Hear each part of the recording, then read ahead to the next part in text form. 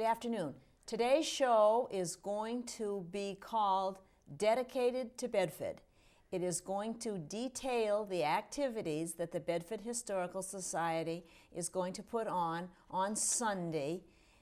And we're going to just take you on that whole route today, and you will see all the activities and hear all the music. Should be a fun time on Sunday. With me to help me give you some information on the history of Bedford and the Historical Society, I have Margaret Wiggin, President of the Historical Society. Hello, Margaret. Hi. How are you? Fine, thanks. Good. Margaret, I think maybe you ought to tell me a little bit about the general purpose and the goals of the Historical Society. Well, presently we're trying to make everybody in town a little more aware of what we do and trying to create some interest in the Historical Society. But basically we're trying to preserve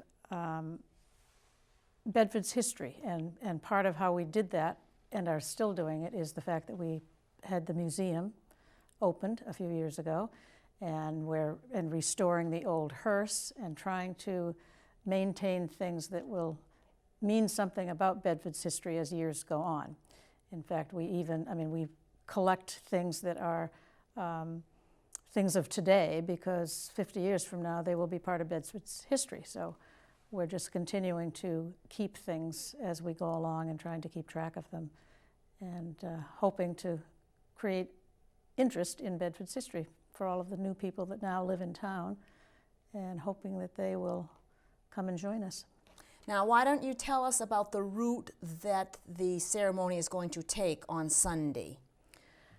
We're going to start in front of the carriage shed or the rest of our buildings, and the hearse will be set up with the horse that is going to be pulling it, and we will go from there up North Amherst Road, and we will turn onto Church Road at the top of the hill and proceed to the Bedford Old Cemetery gateway.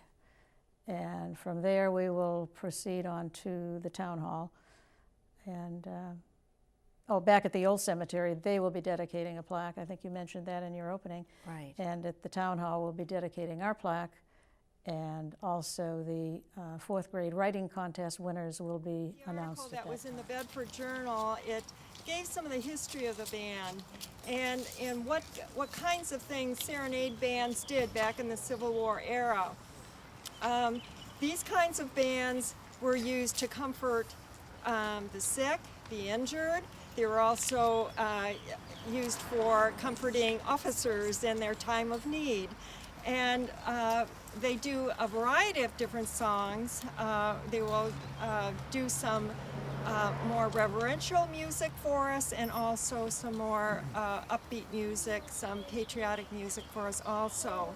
But the leader here, John Bernaz, organized this band in 1999, and so we are very privileged to have them here. And thank you, John, and will you favor us with a song, please? That we will.